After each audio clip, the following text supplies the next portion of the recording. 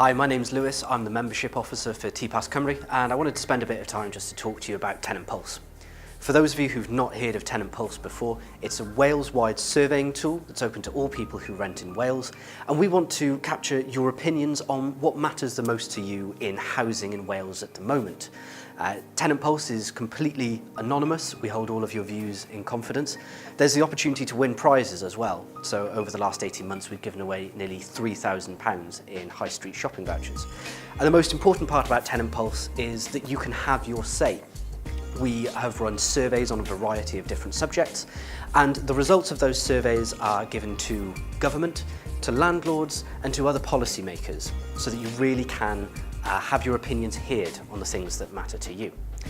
As I say, it's open to all renters in Wales, so if you're living in local authority accommodation, housing association accommodation, or if you're in the private rental sector, it's open to you. If you're interested, please have a look on our website and sign up. It's www.tpas.cymru/pulse. Thank you.